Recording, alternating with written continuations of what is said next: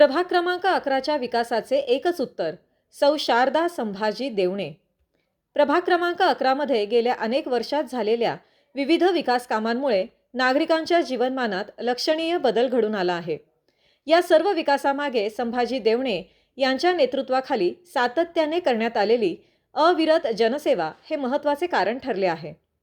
तब्बल 35 वर्षे जनतेच्या सेवेत कार्यरत राहून त्यांनी प्रभागात पाणी पुरवठा, रस्ते व इतर मूलभूत सुविधांचा भक्कम पाया घातला आहे. प्रभागातील पाण्याचा प्रश्न कायमस्वरूपी सोडवण्यासोबतच ड्रेनेज व गटार व्यवस्थापन प्रभावीपणे राबविण्यात आले आहे.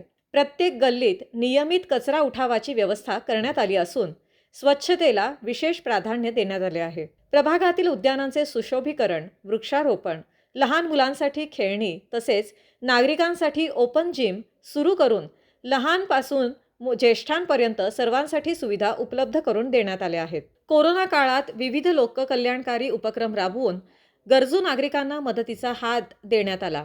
तसेच पूर परिस्थितीत प्रभागात पाणीपुरवठा करून नागरिकांना दिलासा देण्यात आला, तर पूरग्रस्तांना तातडीची मदतही करण्यात आली. प्रभागातील महानगरपालिकेच्या शाळांकडे विशेष लक्ष देऊन विद्यार्थ्यांसाठी आवश्यक सुविधा उपलब्ध करून देण्यात आल्या आहेत.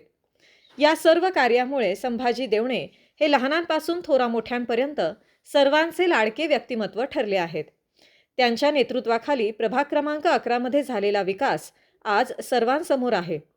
हा विकासाचा वारसा पुढे नेण्यासाठी आता सौ शारदा संभाजी देवणे या जनसुराज्य शक्ती पार्टीकडून आगामी निवडणूक लढवत असून त्यांना नारळाची बाग हे निवडणूक चिन्ह मिळाले आहे. सातत्य, अनुभव आणि जनतेशी असलेला विश्वास लक्षात घेता नागरिकांमध्ये त्यांच्या उमेदवारीबाबत सकारात्मक वातावरण निर्माण झाले आहे. म्हणूनच आज अनेक नागरिक अभिमानाने म्हणताना दिसत आहेत, प्रभाग क्रमांक 11च्या विकासाचे एकच उत्तर, सौ शारदा संभाजी देवणे.